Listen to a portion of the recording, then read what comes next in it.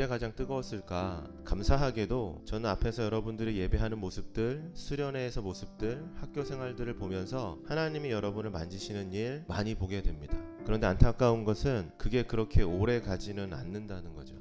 저를 포함한 우리 선생님들도 마찬가지죠. 청년의 시절에 예수님이 깊이 우리 선생님들의 삶을 만져주실 때 너무나 많은 뜨거움과 열정으로 기도하고 예배하고 하나님을 위해서 무언가를 열심히 했지만 오늘 이렇게 지금 돌아보면 내 안에 그 뜨거움이 남아있는가, 내 안에 그 하나님을 사랑하는 마음이 남아있는가 돌아보면 사실 많이 없어지고 식어지고 지금의 뜨거움보다 예전의 기억을 갖고 살아가는 모습들이 저와 우리 안에도 많이 있다라는 겁니다.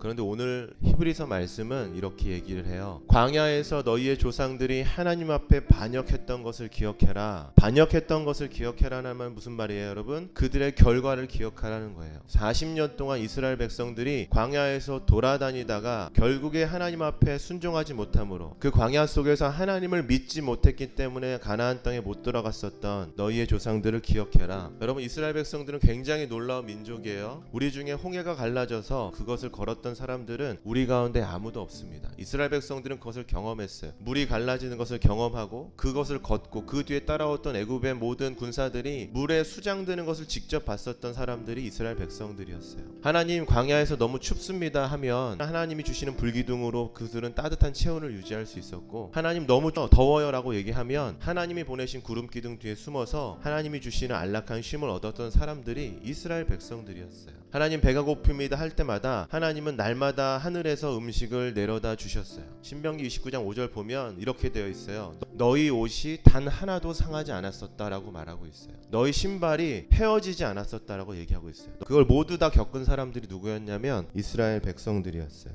그런데 이스라엘 백성들은 40년 내내 무엇을 했냐면 불평했어요. 불만했어요. 그렇게 얘기했었던 이스라엘의 1세대들은 결국 광야에서 가나안 땅으로 들어가지 못했습니다. 성경은 그들이 가나안 땅에 들어가지 못했던 이유를 믿음이 없었기 때문이라고 기록하고 있어요.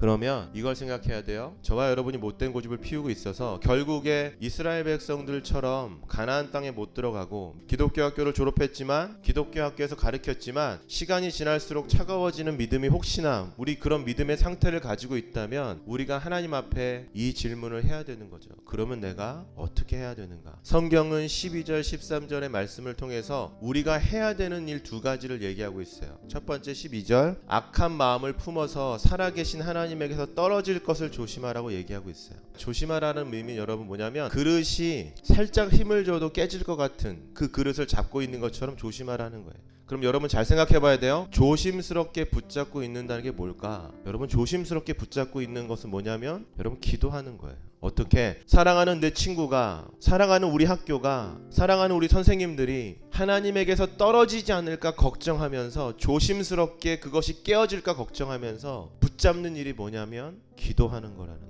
여러분, 우리가 예수님에게서 떨어지지 않기 위해서 오늘 당장이라도 예수님 버리고 유대교로 돌아가 다시 옛 모습으로 돌아가고 싶은 마음이 굴뚝같이 있지만 그것을 막는 방법이 있대요. 그것을 막고 하나님에게 붙들어 놓는 방법이 있는데 그게 첫 번째 뭐냐면 기도라는 거예요. 기도. 두 번째는 뭐냐면 권면하는 거예요. 권면. 제가 제일 좋아하는 단어 중에 권면. 성경에서 쓰인 여러 가지 권면의 의미가 있는데요. 제가 제일 좋아하는 권면의 의미는 이거예요. 마라톤을 하는데 어딘가 목표를 두고 뛰어가는데 권면은 뭐냐면 뒤에서 밀어주는 거예요. 어떤 친구가 막 뛰어가는데 지쳐가고 있어요. 점점 속도가 느려지고 있어요. 권면은 뭐냐면 옆에 서가지고 박수치면서 뛰라고 얘기하는 게 아니라 그 레일에 같이 들어가서 그 친구가 속도가 뒤처지지 않을 수 있도록 손을 붙들고 등을 밀면서 그 경기를 끝까지 완주할 수 있게 하는 것이 뭐냐면 권면이에요. 말하는 건 쉽죠, 여러분? 말하는 건 쉬워요. 그런데 그게 아니라 하나님께서 우리에게 요구하시는 권면은 뭐냐면 그곳에 같이 들어가서 학업이 어려운 친구들이 있다면 선생님들, 선배들, 친구들 그 친구들 삶으로 들어가서 믿음이 어려운 친구들이 있다면 그 믿음을 어려워하는 친구들의 삶으로 들어가서 그 목표에 다를 수 있도록 등을 밀어가고 손을 붙잡아 가면서 끝까지 끌고 가는 것, 그것이